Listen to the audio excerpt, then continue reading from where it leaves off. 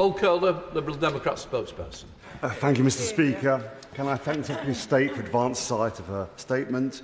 May I start by echoing the words of the Secretary of State and others in expressing my gratitude to the firefighters and other emergency workers who fought the fire, and for the airport, airline and other staff for all their hard work in the face of this catastrophic systems failure. What has happened is clearly a rare occurrence. It raises a number of significant questions about the security management of our critical national infrastructure. Whilst I'm pleased to hear that currently no foul play is suspected, the event has revealed vulnerabilities in our national security that may be exploited in the future by terrorists and hostile state actors.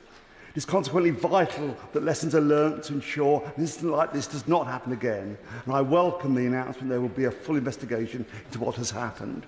It's deeply concerning that the failure of a single piece of infrastructure has taken down the entire airport.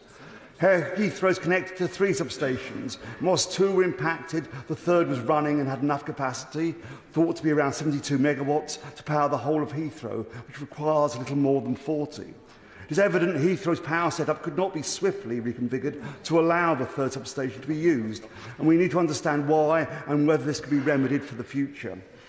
Whilst Heathrow claims it is normal for airports not to have sufficient backup capacity to power their entire needs, other industries that require even more power than Heathrow, such as data centres, take more robust steps to ensure there are sufficient backup systems to counter such failures. Shouldn't our key international transport hub have the same safeguards? We must also not forget those whose journeys were disrupted. It's estimated that over 200,000 passengers have been impacted by the event. However, under current regulations, most of these will not be eligible for compensation. So can I ask the Secretary of State 3 questions? 1. What impact, if any, will this incident have on the government's plans for expansion at Heathrow?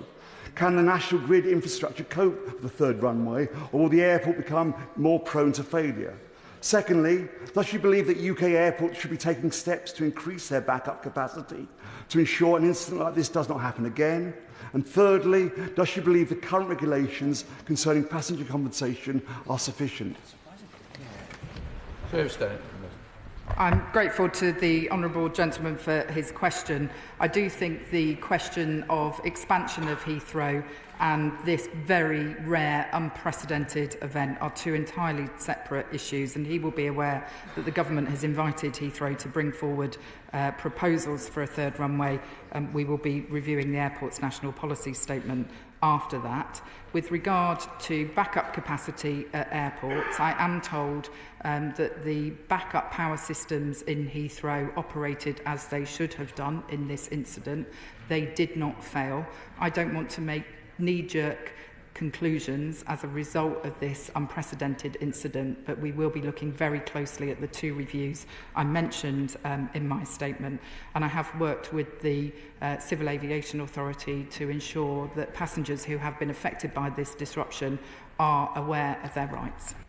MacDonald. Heathrow